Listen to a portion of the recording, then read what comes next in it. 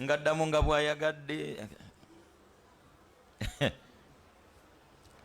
era nga n'okubuuza bwakusanga eyo aba alambula n'alaba nga wasemba ddi okumbuuza ebikisi 3 okubuuza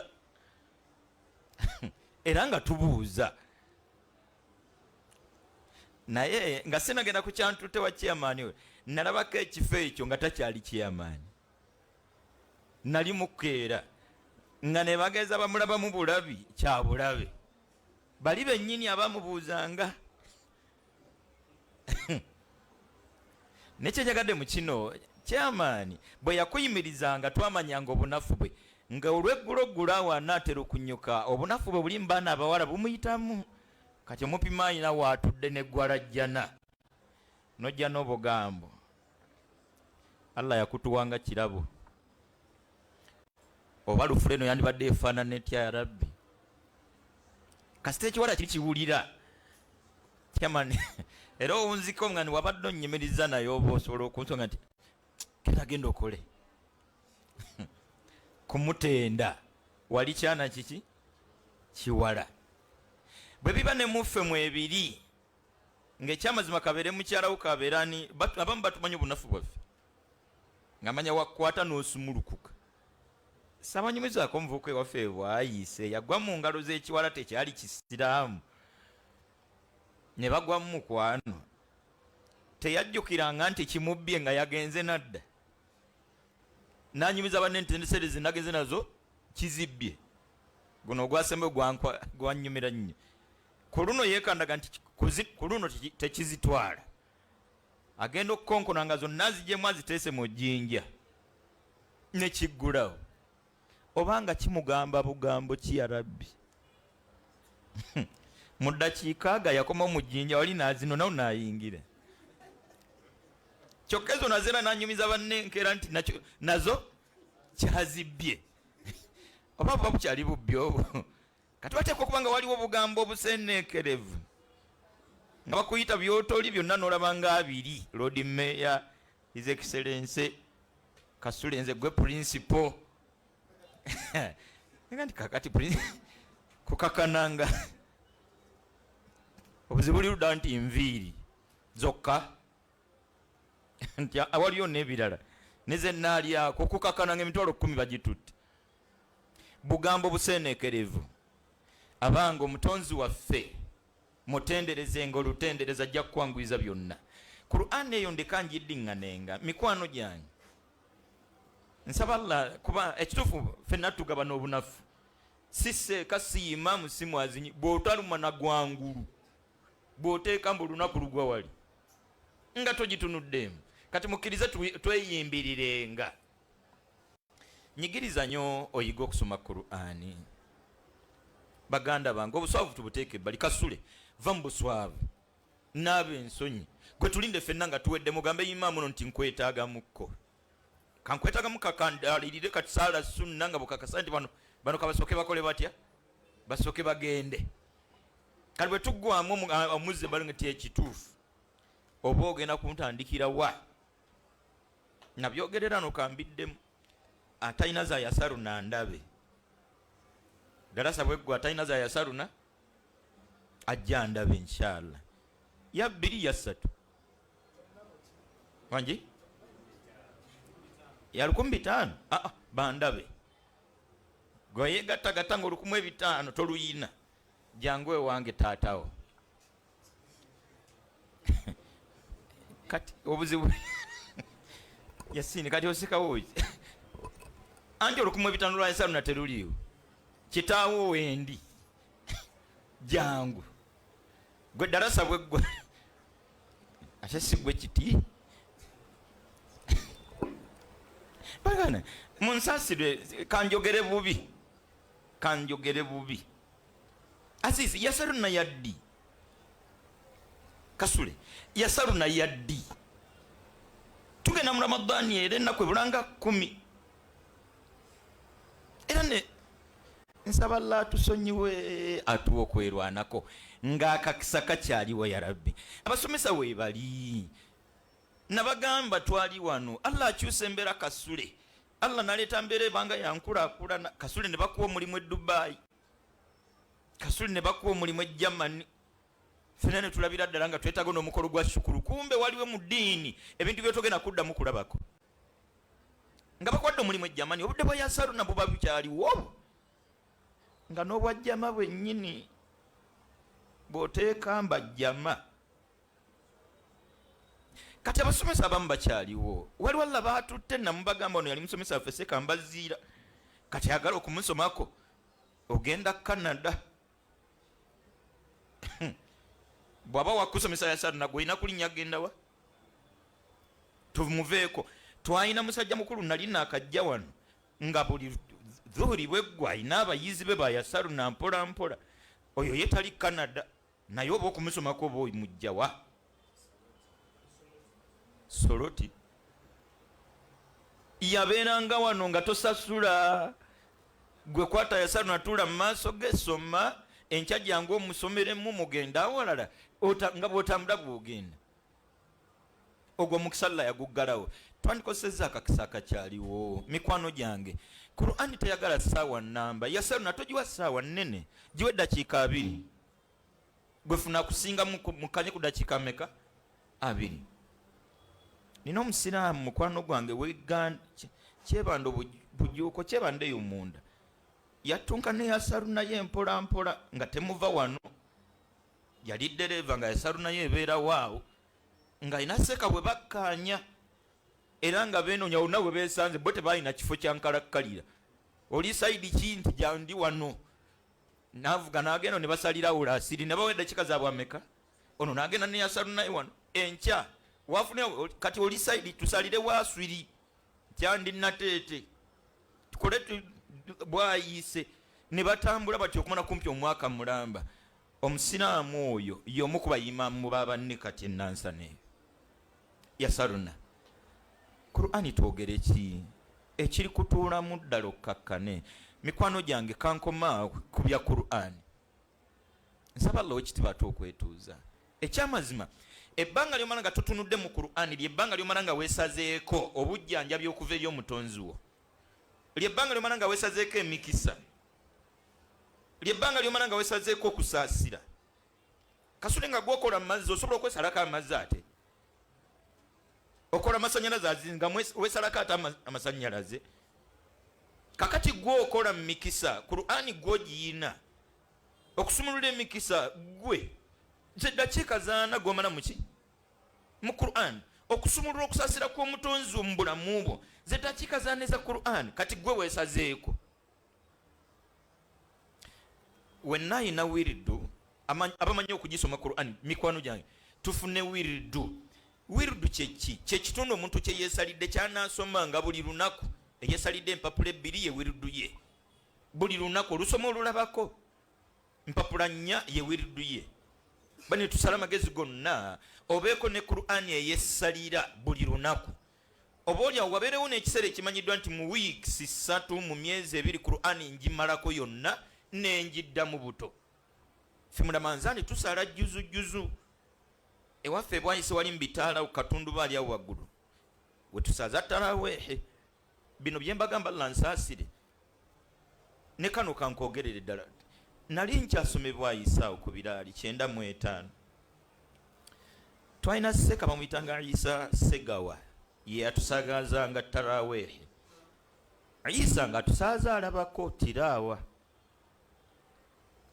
Kakati lumu tusalira akannya tutulemu wakati awo Isa nga teyeesigama.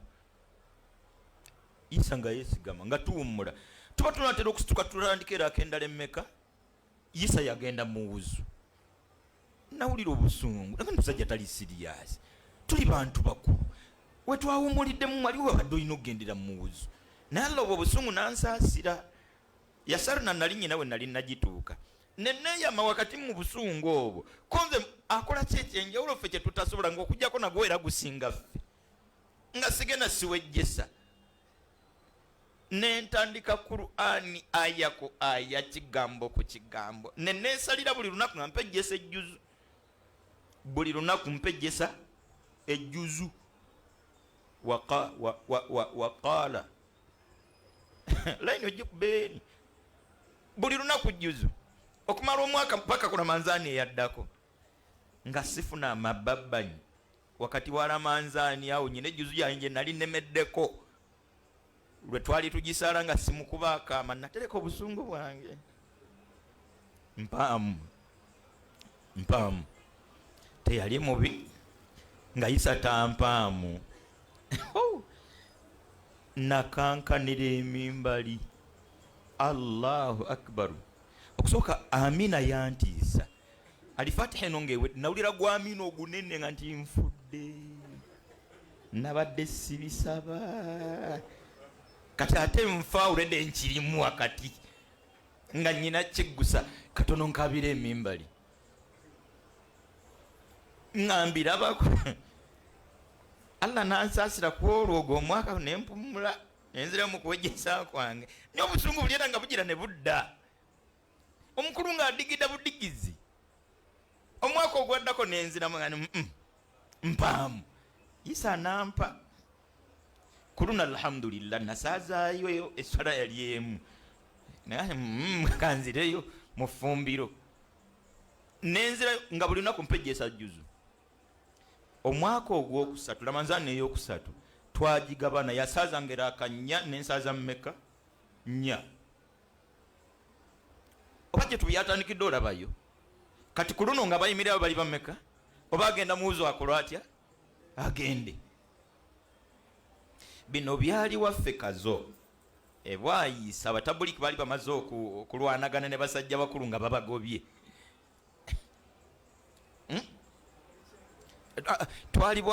twali kazo ddala kati ewaffe kazo abatabuliki gye basinzira bakomewo ebwayisa wano ku kibaati kati omwaka ogwokuna abatabuliki bali bakomyewo ku kibaati olw'emizikiti tulina emeka tutula ne Isa ne tusaazanga wiiki ng'asaaza wiiki ekazo nga nze ndi bwayise wiiki eyokubiri nakkirira nze nenkola ntya kyatuuka ekiseera munnange nga basiramu sikkirira nabo bwe mba nzikirira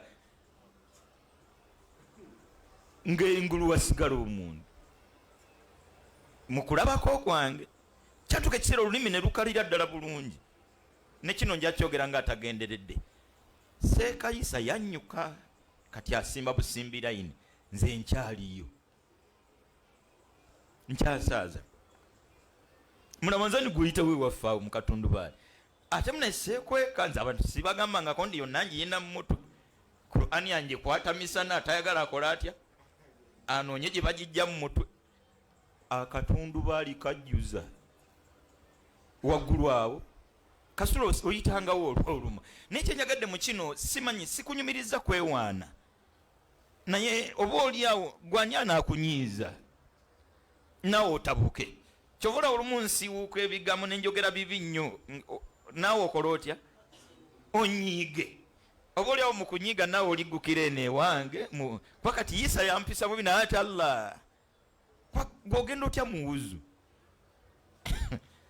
bantu omuzikiti ng'olina nga gujjudde Isa n'agenda emmanju wuzu nagifune ng'ayanguwa bwe muba temwagala mukole mutya mugende nayisaani twatuulawo ssebo nsaba Allah ow'ekitiibwa atuwa okwerwanako nze Allah yayisirizaawo tirawa wange era simanyiyo bamuzikiti ki nga gwo basaala balaba basaala tirawa manyaawo waffe ate nga alhamdulillah ndowooza tuli myaka egiwera 20 n'okusobamu ddirwa olikwata Qur'an nga Seeka asaaza ddala nga naawe mutambula mwenna abikule okola otya obikule Seeka bimutawaaneko mwana kale wejjesaawo omujjukizi era ng'omulaganya kyo kino saba Allah wekitiibwa twokwerwanako ya Rabbi ebigambo subhanallah alhamdulillah n'ebirala tobijjanga ku lulimi kigambo kyaffe ekyokubiri nga bulijjo kwebaza nnyo Allah waffe okyali mulamu buli lunaku nkuyanja eyingira ettaka Yasini mwazinyi mukwano gwange buliba bwe buti nga baliyingira lwakutaano buliba bwe buti nga ettaka waliyingira lwakutaano nga twasoma nawe ku lwokutaano n'oyingira ettaka ne tukomawo ku lwokuna luno nga kolo twogera ku Yasini yafa. Tetwali wano wennyini ku Lwokunanga luno ne tubaga nti Sekankata ali luddawa, ali mu ddwaliro, nga Sekankata ali Kibuli. Kumbe Sekankata aziikibwa ku Sande. Bwe bityo bwe bigenda okufaanana mu bulamu bwange n'obubwo. Ne nkusaba nga muganda wo, akakisa k'obulamu nga tonnatunulira biki by'ogenda kuleka, tusoosowaze nnyo bye tugenda nabyo. Eswala zo zibeere 5. Fuba nnyo eswala zo zibeere mu jjama. Kasule emizikiti tumanya, emizikiti tugimanyi. Tuwano ba 7:15, bali ba 7:10, bali ba 7:kitundu, bali ba 7 zennyini. Osobola okubalira wano nga nti eyawa neewedde kati nyinawo ya wano. Jjama zo zibeere mmeka? Twemanyiza okusalanga ku sunna. Twemanyiza okusalanga ku sunna. Bamasheikh mikwano gyange tuli banaffe bitagambika. Wallahi mwe basaze mwe mutuleke totunulira nga Seeka yenna. Ne wallahi Seeka asala Isha n'aleeta obulaadi bwe mpola mpola n'asituka n'asalira akabiri nga yasiibye Olwokuna la munywezi. Saballa atusaasire mikwano gyange. Twemanyiza okusiibangako. Lamanzaani temala yokka nga yo. Obulamu akyabutuwadde Allah. Obulamu nabutuweera mu mbeera ennungi. Mikwano gyange gye bali mu makomera balamu nga ggwe tebalina wabaluma ne muyina kye mwawula. Mbali mu makomera ojjukira nti ne Seeka Malijani gyali wano yali tajjangawo wangi. La ilaha illallah. Seeka Malijani yali musomesa wa wano ku Mmande oba ali luddawa, ali luzira? Allahu akbar. Allah nsasire, simanyi oba lwalivayo lwategerekeka. Twebaze nnyo Oweekitiibwa Allah omutonzi wa ffenna. Bapookeza mu makomera nga n'emisango egibavunaanwa tegitegerekeka. Ninga tegitegerekeka bw'ati Allah bw'asazeewo. Saba Allah Oweekitiibwa ate okumwebaza ya Rabbi. Bali mu malwaliro. Akadde kano ndowooza alina mukyala we ali mu ddwaliro. Oba atuteyo mmere, tebatuteyo ekyemisana? Kasule kyagenze dda bali mu takisi. N'aba mwezi kitwala tebanna. Bazunga na bupapula bwa ddagala. Babawandiikidde. Banoonya ddagala. Njogera kindeke ki? Wallahi nyina mikwano gyange ntera okusanga ku mizikiti egy'enjawulo. N'asituka n'atukubamu omulanga nga Basiraamu nsaba buyambi. Bintu byange babisuula ebweru. Banne munkwasizeeko abantu bange bafune ekyokukola ki? Yasini omuntu watuukira okuva mu mbeera bwe kuba kuswala akola atya? Kaayogere. Kasule gwali mwaka ki gwayimirirako mu bantu? Allah akikutaase ya Rabbi. Yasini wakubako imaamu akaama. Abaimaamu omugira ng'oli mwetaavu n'akulabirawo. Tolera zange wakusalamu. Oddangayo. Wakusalamu rahmatullahi. Imaamu kale. Mje bali mukale. Simano nga bamutandikidde wa ya Rabbi. Anti kakati imaamu. Kakati omwana wange. Muli babbi. Imaamu si ffenna. Kale katulabe. Notandika okubala bayingira mu muzikiti mu jjama. Jjama tugitandise basatu. Yasini ebibalo bo biraba musajja tubyabaako. Swale betuuka wakati ne tuwera line mmeka. Mulina agati. Singa tuwera ne tugenda okutola salamu nga waliwo abajjuza. Sajja tunadda mu kusuubi. Alaba imaamu ate tasituka. Kati wano wetujjidde mu kusaala imaamu tasituse. Nani musajja namugambye.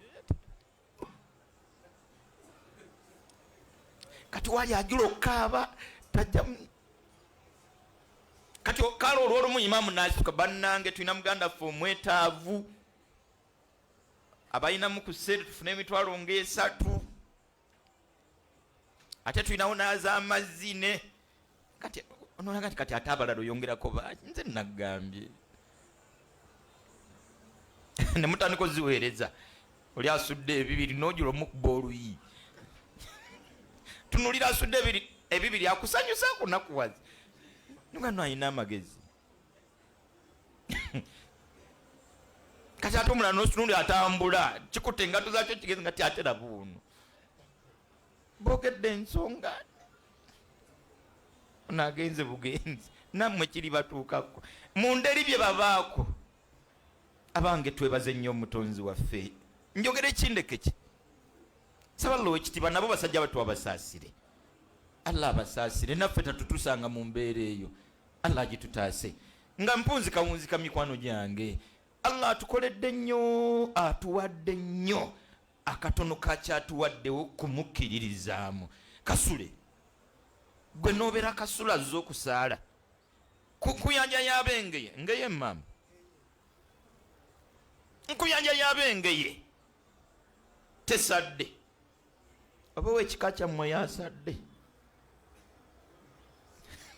kasula aganye jjajjawo ono akulira ekika kyengeye kasula aganye simusuubira kubanga asadde kati mbazzukulu kasule yakoze atya y'omu ku batono bino bitegeeza kimbulamu bwo mikwano gyange edduniya obulamu bw'ensi buno kigambo bizibu na bitatambula bulungi kitundu ku bwo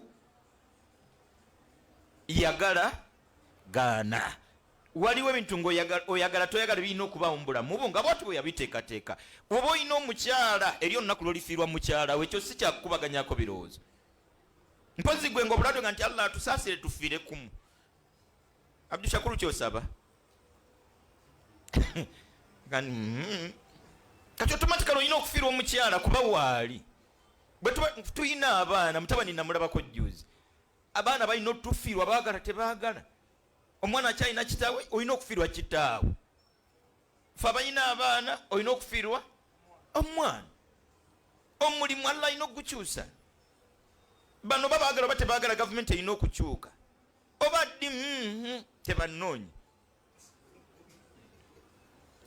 yenyina okukyuka baagala tebaagala si byakuteesaako anti era nabo okujja era gavumenti amala kuleeta era ne speedi kwe tukaddiira ndowooza emala okunnyonnyola ekyo tebannoonya gwe gyasokebera bukebezi lubaalwo nonyiganyega etawanga naye we najjira lyalidde bevuliti tabanga omwana byayogera bihe mwana muzzukulu tabanga gonyiga munyizitawanga nti naye muzzukulu ayinza okuba najja gumugumu mpulira kale kwega sina nnyo era gyendaga naye obulamu bw'edduniya bwati bwe yabuteekateeka fa inna maa al-usri yusra kasule twebaze nnyo Allah gwe swala buli lunaku wallahi nze simanyirwe bwe mbawo akujjukira kinneetagisa okutuula okujjukira ddi lwe nazibya nga sisadde kasule lwali lwaddi olulwo nozibya nga tosadde nga si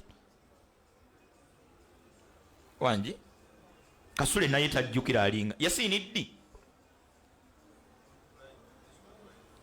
ng'asoma primary naye ffe naffe akaseera twekwekako primary twekwekako nga batunoonya otukuba okusaala kakati ate waliwo walonaga nti ate ye tajjukira oba yali asadde nkuweeyo omu Azizi nkuwe buwi waliwo atajjukira oba yali nga yanga naye nasaala ddi nze nsaale principle ndoza naye ayinza okukola naye nga nasaalako kati agenda okwogera ebyo ngenkya ng'ali muswala mba akagimala nga nenkya era nga n'okuba tunulira mu abasaala bakirabika kate nga beewuunya basiraamu kusaala. Kasule bonna baali baagala enkolagana n'omutonzi waabwe n'atakibawa n'akiwaggwe. Wootaali ku lwokuna oluwedde bano twabagamba waliwo abaafuna omukisa ne balaba n'okuwa ekitiibwa Muhammadin sallallahu alaihi wasallama ne bawulira ne ku bigambo bye ne bataweebwa mukisa gubukkiriza nga bamulabyeko, ne bataweebwa mukisa kukkiriziganya n'abubaka obwo. Allahu akbar. Ne wabawo n'abaali abooluganda lw'eddala, omu ku bo yali taata w'omuto bamuyitanga Abu Talib, n'amwagala nnyo era n'awuliza n'ebigambo bye era n'abitegeera, n'ataweebwa mukisa kubikkiriza paka mu bulamu bwe bwasembayo.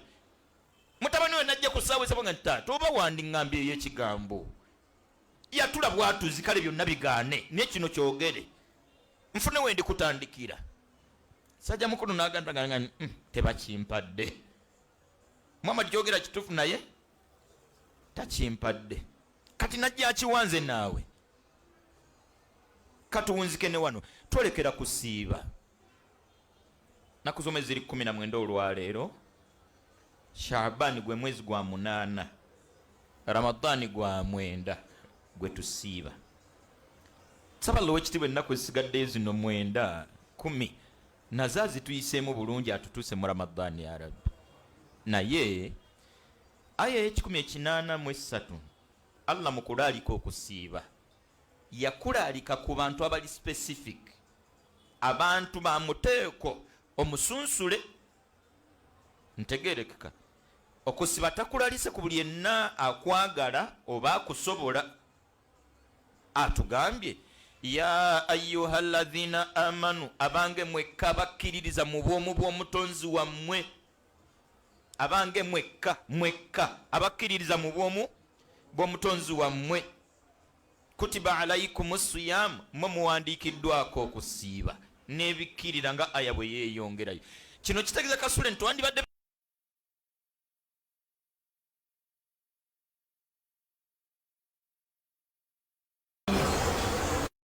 awo wennyini wetugenda okwebuliza nti bwo bukkiriza buno kyeki. Kasule abantu bonna bakkiriza okusinzira ku ndaba yaabwe n'entegeera yaabwe. Bantu bonna baki bakkiriza okusinzira ku ndaba yaabwe n'entegeera yaabwe. Mbadde ku NTV nva ku mwasuze mutya omukyala gwe nkoze naye program Ruth Kalibala yanzijukiza olwanga nti tuli mu kisiibo, bo abakkiriza batusookayo mu kiki mu kisiibo. Goloza okusiiba okwo kubbo si kwabukkiriza. Kati ate gwe ataasibye nga bo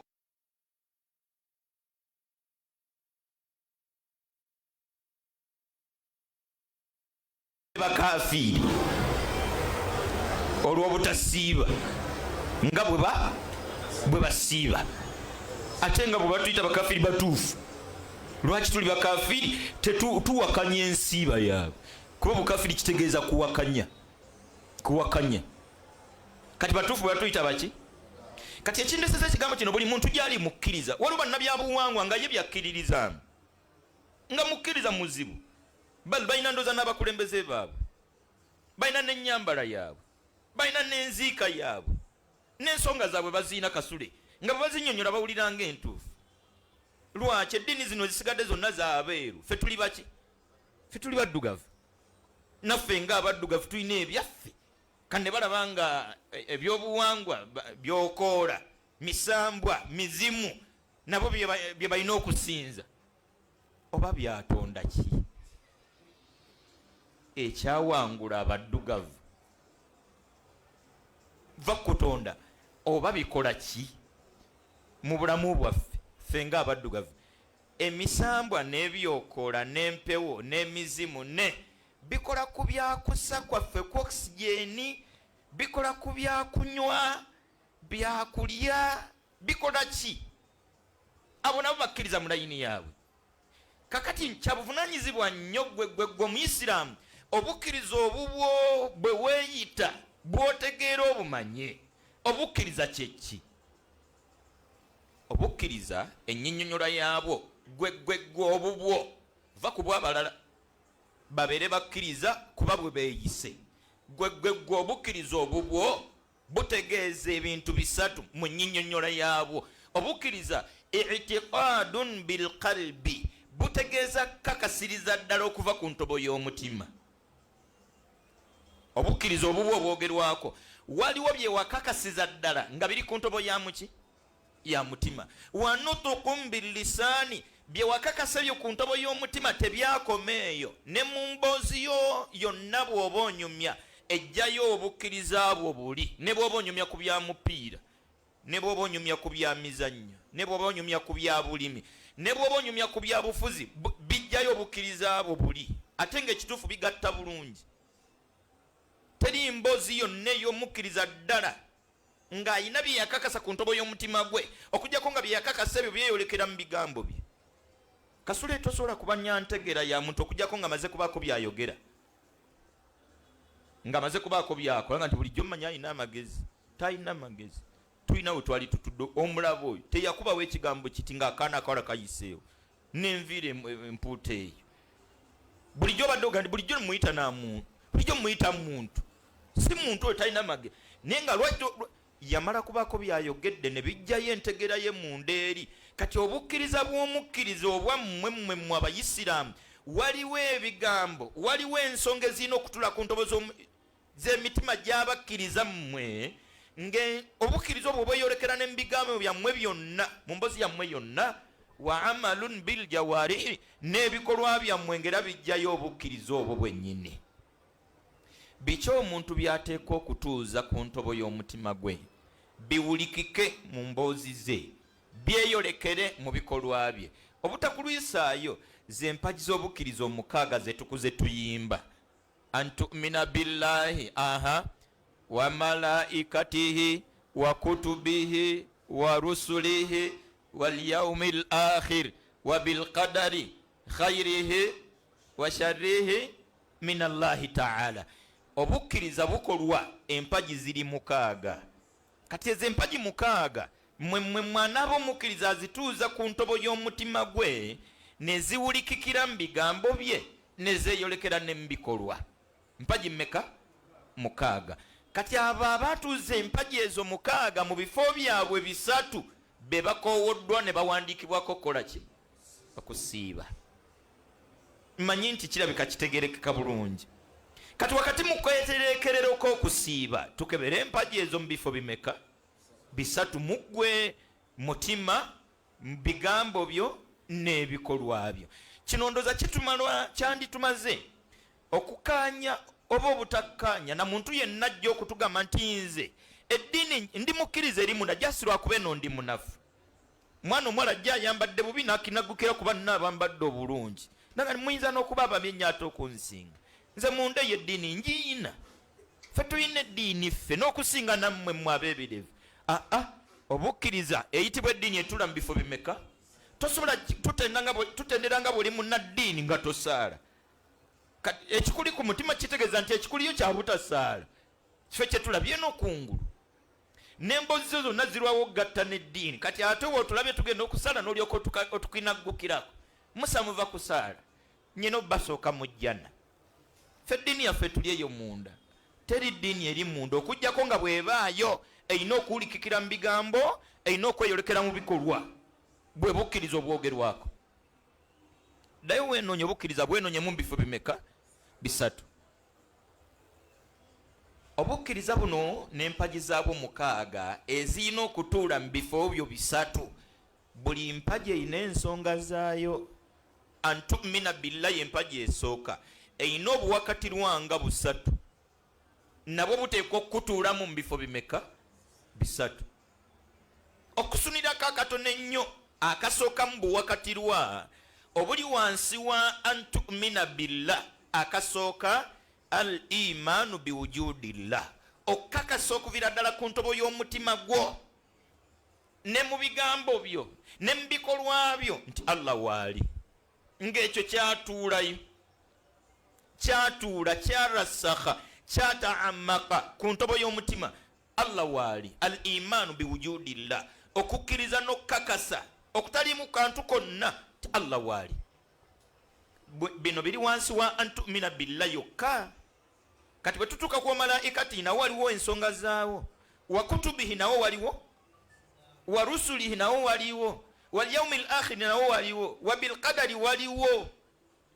Bino ndowooza bitegeeza bbanja ly'oyina ne lyennina okutuula wansi bino bisoma gwate birituula bitya ku ntobo y'emitima gyaffe nga tetubimanyi, biriwulikika bitya mu mboozi zaffe nga tetubimanyi, biryeyolekera bitya mu bikolwa byaffe nga tetubimanyi. Abange mikwano gyange tukakase, tuddeyo tutuule twenoonyemu okukakasa n'okukkiriza nti Allah waali. Allah waali. Obadde okimanyi nti mu bimu ku bitumenyesa edduniya bivaawo?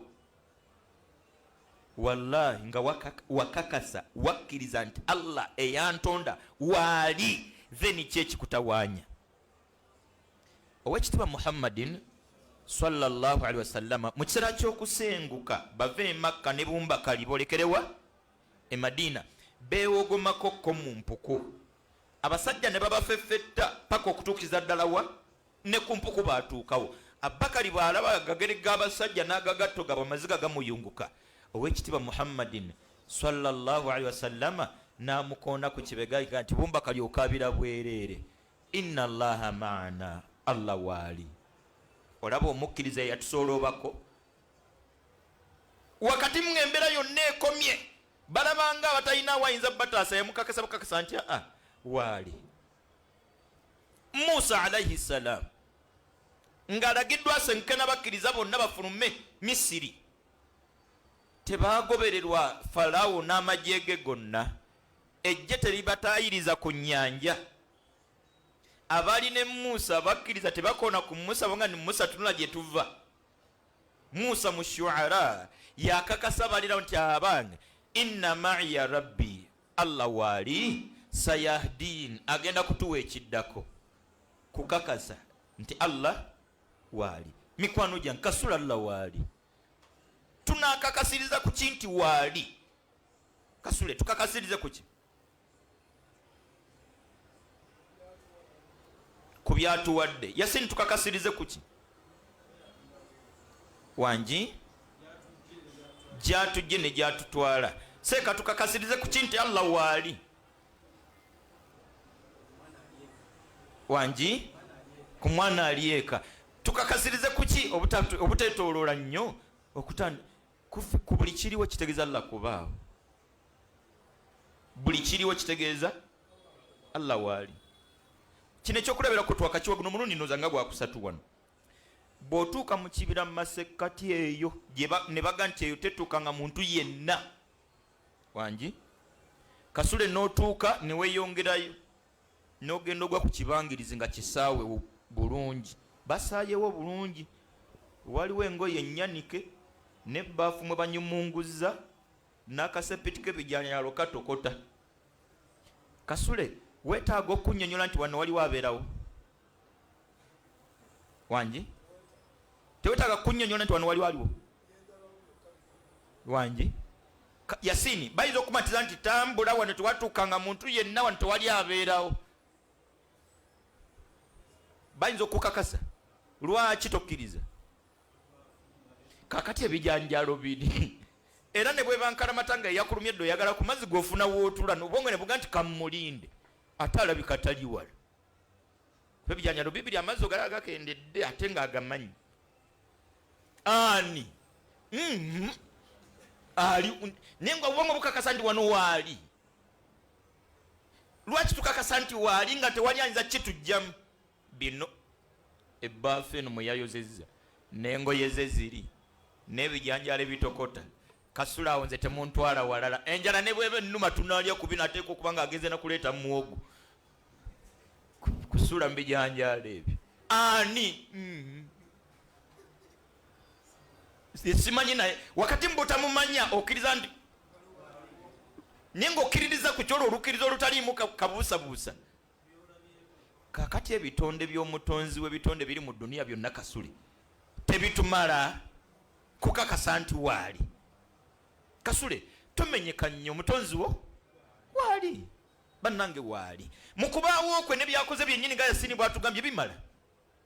Kasule osootya gwoddukanya okussako, tewali wabi operating, oddukanya kuwuliraku. Kiva mu aya Allah tugati wa fi anfusikum, mu byolekere bikakasa nti omutonzi wammwe waali ne kummwe kennyini bijjudde. Afala tubisirun, temulaba. Kasula Allah waali. Obadde okimanyi nti eke waffe bajja tebakaluubirirwa n'abaana baffe ebbanga lyebaana nga bakakasa nti wooli nga wooli sya era n'ekitibwa n'embeera ebanzikakkamu neiba abajja azunga n'olugambo lwa Sande wavudde musubi saawa 3 nnyo kyewunziseemu bamugira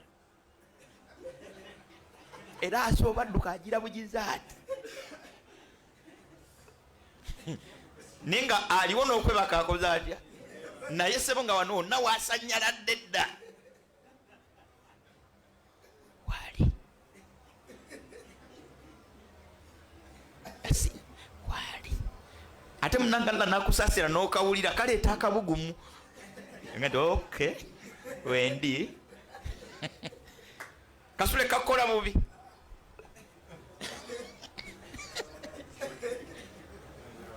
Yasini nga bakogera kugwe ngobadde otunatuna kakola bubi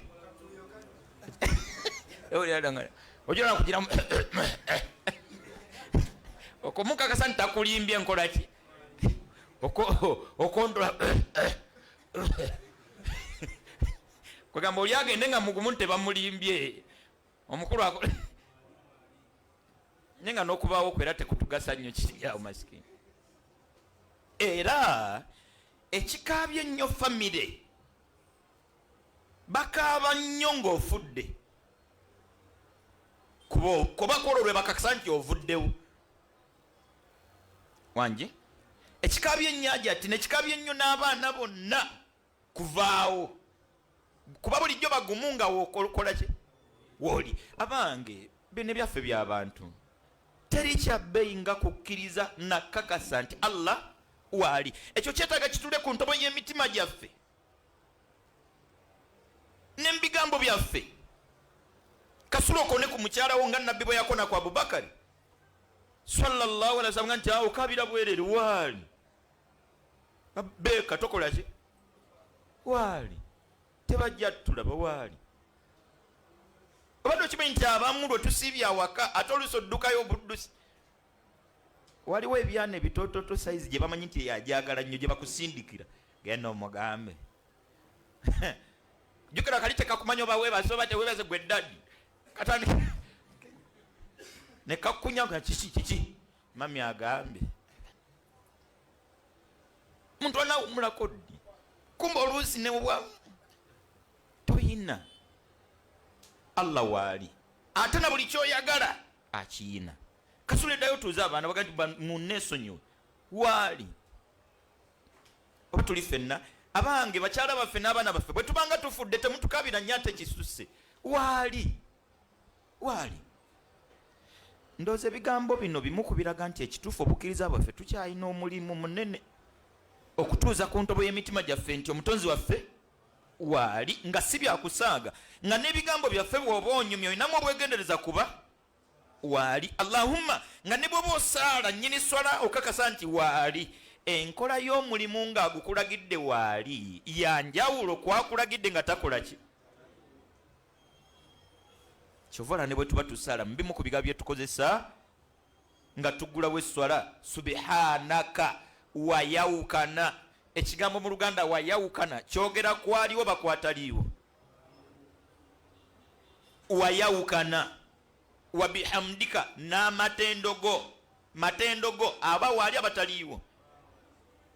Watabaraka smuka erinnya lyo lijjudde emikisa. Wataala jadduka ekitiibwa kyo kya waggulu nnyo. Wala ilaha gairuka mu butuufu teriyo kisinzibwa mu butuufu okujjako ggwe. Twogera n'aliwo iyaka na'budu gwe tusinza oyo abaawo oba abataliiwo. Ndowooza kino kyomugero okwoleka n'okukakasa ng'oyimiridde mu swala Abdul Aziz kuŋŋaanya ebirowoozo byo owulire ofiiringa okubawo kw'omutonzi waawo. Ogenda okwogera iyaaka nga ddala n'omutima gukakasa nti waali. Ne bwekuba kumusaba ng'owanise emikono nga gwewanikidde waali. Baleke kutiisatiisanga kuba omunene waali. Akanako okamanyi kapiwa no topu nti bulijjo akakayiikiriza akakafufumya kwolwo lwoliwo kano ke kakyokooza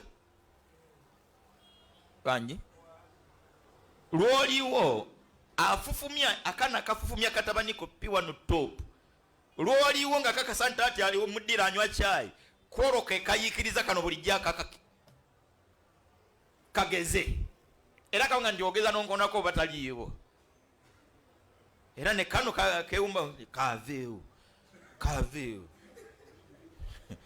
ninga bano bombi bali ku obuzibu bafunye ono yewagalwa ono okukola ki waliwo kati ate n'oli alemedde okukola ki yandikoze kuba ani ako kyekikutiisa mu nsi yalazeewa omugagga yalazeewa bwavu genda omugandi Allah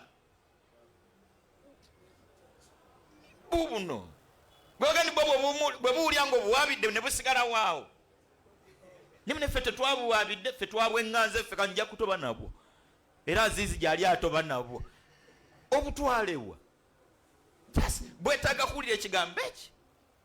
Ibrahimu alaihi salaamu bw'asuulwa mu muliro aba yaakagutonnya mwati n'asumulula obulaadi bwe hasbiyallah. Riwaya ezimu zigamba mu byafaayo nti aba yaakagutuukamu najjirwa malayika 2 nga zimusaba azitume eri omutonzi w'ebitonde byonna. Burayimu bubaka ki bwe tuba tutwala eri omutonzi waffenna. Burayimu n'akinagguka nga alatta bulasa akageragira bugizaali nga ndi namugambye dda nakuze ndya sijja kubatuma namugambye malayika. Kakati nsaasira ne bano mikwano gyange twogereko nabo ekikutumya omusumba kiki agenda agejja olubuto azimba amaka kole agamba moto gwe lwaki otuma oyo nga Bulayimu ne malayika akoze atya azigobye namugambye dda bino byange naye. Era Bulayimu bw'amala okwolesa obukkiriza obwo Allah tuga nti kulna twalagira bulagizi nti ya naaru muliro ani aguyise ya naaru muliro kuni bardan bamunyogovu wasalaman ate obunyogovu obw'emirembe ala Ibrahim ku Bulayimu. Ekiragiro bwe kyayita Bulayimu omuliro agumalamu emyezi gyali gigendamu 2 naye agamba ebbanga lyamala mu bulamu bw'edduniya talinayo mirembe gye yali afunye nga bbanga lyamala mu muliro. Wawaabira obwavu wawaabira obulwadde eryaliwo dokita gwennyonnyola naye musajja atwalina munda alinayo ebimbe dokita asobola kuba naye omulwadde nga naye omusujja era teyasuze bulungi. Dokita ng'otutte linnyo okujja nga naye olubuto kyerwasuze kyerumukola. Nze namanyako wano dokita e Uganda yali mujjanjabi nnyo w'Ebola bamuyitanga Dr. Lukwiya. Dr. Lukwiya yafa Ebola kafulu mu kujjanjaba Ebola. Ebola azinda amambuka ggulu eyo ne bamutwala nga ndi Ebola jangu bino byammwe kumbe kwolwo mwajjiddemu n'owuwe. Tunnyonnyola omutonzi waffe Kasule Allah waali mutonzi waffe waali gweoyagala akola eki tukakase nti waali. Kasule n'okomawo eka katabani kaakatabaddeewo ne kalengera engatto zo ku mulyango kikamala okukakasa nti taata waali. Taata ze engatto ezo wangi kanne waaka akakakayanya nti ali ludda wa taliiwo kano kakasongera kuki bwe wabawo n'akamotoka oba akapiki kwotambulya nga si wuuyo basonga akapiki ntu oyaani ninga bali kapiki bwe bagatta akapiki n'engatto ne bakkiririza ddala nti waali bagenda okuyingira mu ddiiro nga n'essimu zo ziri awo n'enkofiira. Bino byonna baba tebannakulabako naye nga byonna byongera kakasa nti era obamatiza nti taliiwo. Wabaawo okulya n'okkomba essowaani era bwe wabaawo omugenyi azaakunwe nga nti waali. Kati obwongo jasi butandika kuddawo nga nti alabika ali muuzu aliko mmanju naye nga ye waali. Era akunoonya bwanga nti gwe tuulaawo waali. Nazza akunonyera bw'asanga akapijaga nti atula butuuzi nga uno waali wuuyo. Kati bw'aba wuuyo yogera naye ye wuuyo waali. Era wallahi ajja tinaageza nga nti kisebo tusonyiwe taliiwo. Yasini govaawo nga gwobanja engatto zirabye n'akapiki kwatambulira ajja tinavayo nakakasa nti yagenda jjo. Wanji lwaki waali. Kkiriza tukomaawo. Omulundi ogujja waliwo aya ezogera ku bukkiriza zetujja okutunuulira wakati mu kwolekerera manzani. Banne osaalanga esswalayo nga nnyiniyo waali. Abdulaziz saalanga esswala nga nnyiniyo waali. Kasula okwatanga mu nsawo nga gwowa olyoka omunsimbira 1000 ozitoleko ng'okkiriza nti waali omulabireyo omumpera ekyo. Tolabanga banne obukkiriza bwaffe tuleka tukyali wala mukko. Ffe tuli bakkiriza lwa mpale kendeera, tuli bakkiriza kuba ekyerevu naawe okiraba, tuli bakkiriza kuba tusaala ffenna. Kyekiseera tuddeyo twetuuze twenoonyemu empagi 6 mu bifo bimeka, entobo y'omutima mu mboozi zaffe n'ebikolwa byaffe. Katunzikiraawo tugabane ebyokuyiga nga bulijjo inshallah. Seka ntandike naawe.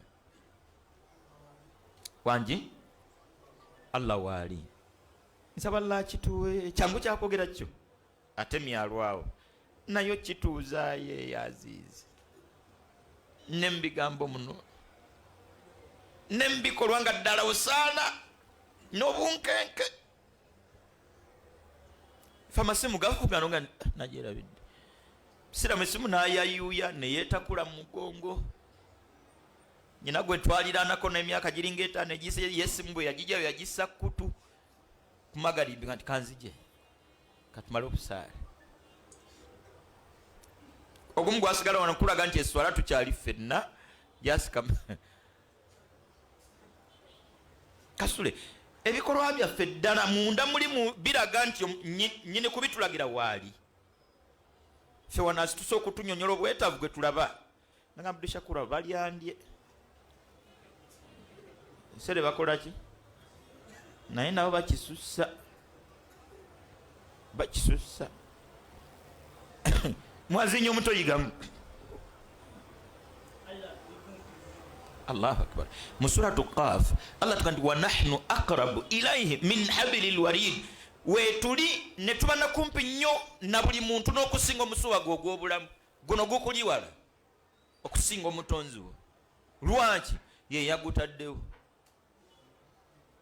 Kati ye yagutaddewo nekiyataddewo ani akuli okumpi ennyo. Tuyina ebbanja ddene ly'okukakasa n'okukkiriza nti Allah ku ntobo y'emitima gyaffe mu bigambo byaffe n'ebikolwa byaffe. Abantu batiisatiisa baana bangeke mutasoma era bwe kaba kawulidde ebigambo bino ogenda okukatiza nga nti taata Allah waali. Ojja okanze simanyi nakumanya ekibuga eminimu ne kafaanana Muhammadin sallallahu alaihi wasallam yakona kubumbaka nti Allah waali.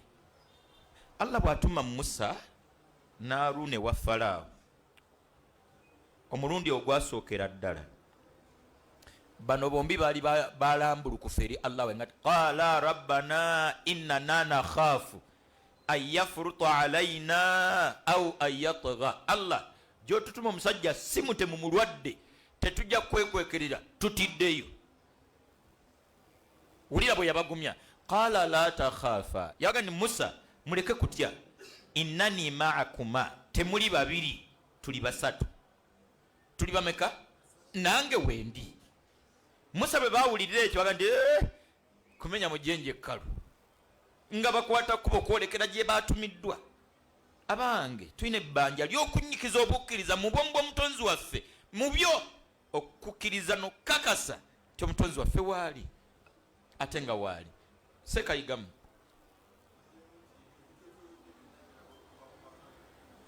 ebitwetolodde byonna biraga kubaawo. Nsaba Allah twe tumulabemu nga bwe tulaba akapikika nga ndi wuno waali wuno akomyewo. Obadde okimanyi nti kapiki olinza nokakwata kuweekizosi nolaba oba yakomyewo dde oba yakatuuka. Jasooka ogikwatako bukwasi katono nnyo nga nti yakatuuka. Yasini obadde tokimanyi ekyo wanyi okakwatako buga nga nti yakatuuka oba yazze dda naye nga byonna tetunnamulabako. Imamu Ahmad ayigamu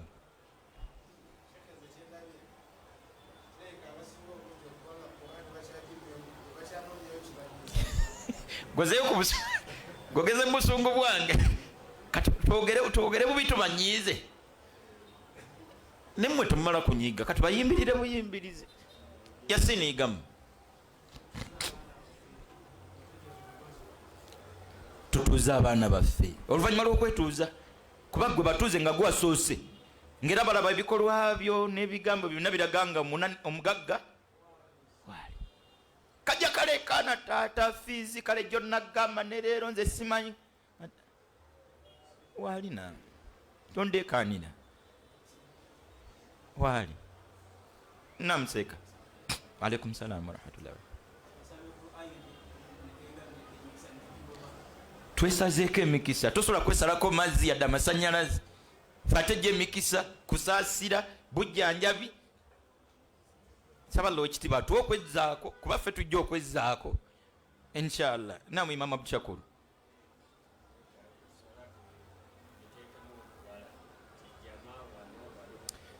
esswala tugiseemu okubala jama zaffe zibeere mmeka otune kusayokirize nti eno sigiina kati nnineeno eno eganye kati nnineeno. Nsaba Allah ekitiibwa ate okwerwanako ng'akakisa k'obulamu kakyaliwo kasule wallahi abo bagenda funa atuulawo nga twakuziise ku mmande leero lwakuna kasule olaba otya bwe tukuziika ku mmande tujje tusome ku lwokuna oba tubireke tujje tusome oba tubireke tulina kujja kusoma. Nze Rashid yigamu sekafasi wali nzije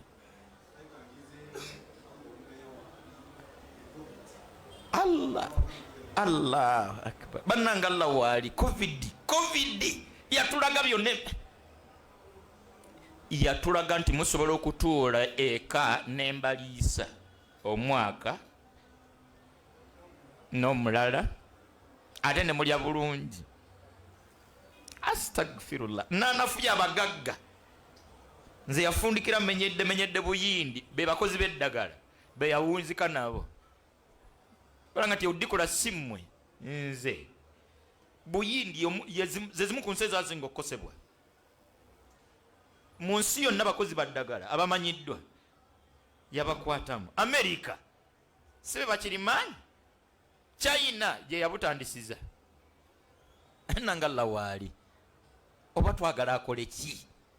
Namuseka Faisal. Alaikum salaam warahmatullah. Obukkiriza empaji zaabwo mukaaga zina tutula mu bifo bimeka bisatu. Tubadde kwesooka antumina billah eyina ensonga ssatu tubadde kwemu al iman biwujudillah okakasa nti omutonzi wange waali enneeyisaayo nga ddala ekakase nti waali neffe ebyaffe nze simanyi ekyo nzaga nti kino ddala kiraga nam Haji Kasule bati bwe yabisetinga ino sijjana gwate oyagala enekubeerere ano sijjana. Saba Allah atusonyiwe ya Rabbi, Allah atuwe okutuula, Allah atutuule mu mitima gyaffe ya Rabbi, atutuuleyo n'ebigambo byaffe n'ebikolwa byaffe. Abdul Aziz malirize naawe kansooke wa Baba TV mukwano gwange. Alaikum salaam wa rahmatullah. Tebimala nti waali bani waali sekagoloze nkuba yerowooza nti kati kantonye kati kino kimala obudde ne bwerozaako nti kati katuke kuki waliwo akola ku programs ezo bye bijanjalo bye bitokota nyengo yeziri ennyanike ne baafeeri kasulo tulabo tuzinola nnama ne ogati kamulinde ampe ku mazzi n'enjala era nayo ndoza tujja jjogerako nyenga bwobongo bukakasa nti akola ki wali n'ebirala bingi. Abdul Aziz malirize naawe. Alaikum salam wa rahmatullah. Tumutendereze nnyo ate tumwebaze nnyo wallahi. Astaghfirullah kagambo kalimu ebyomunda nisaba Allah okwetuuza ya Rabbi. Mikono gyange kampunzike ekigambo ekisembayo Allah waali ne bwoba ofafa tewali buzibu. Abaana mbalekerani waali omulimu gwe guganye waali kyaliwo kekiseera nga n'omulimu mu bulamu baffe teguliiwo olw'okubaawo kwe twaliwo waali omulimu bwe guba guganye okugatta ne Allah katuguleke tutambule naaliwo omulimu leero weguli enkya tegukola ki mukyala bw'aba yatuganye yatatugattala mutonzi waffe katumuleke mu bulamu bwaffe leero waali enkya takola ki taliiwo katusigaze omutonzi waffe nga waali. Saba Allah kitutuuzeemu mitima gyaffe mbigambo byaffe n'ebikolwa byaffe ya Rabbi. Subhanaka Allahumma bihamdik nashhadu an la ilaha illa ant nastaghfiruka wa natubu ilaika. Wassalamu alaikum wa rahmatullahi wa barakatuh.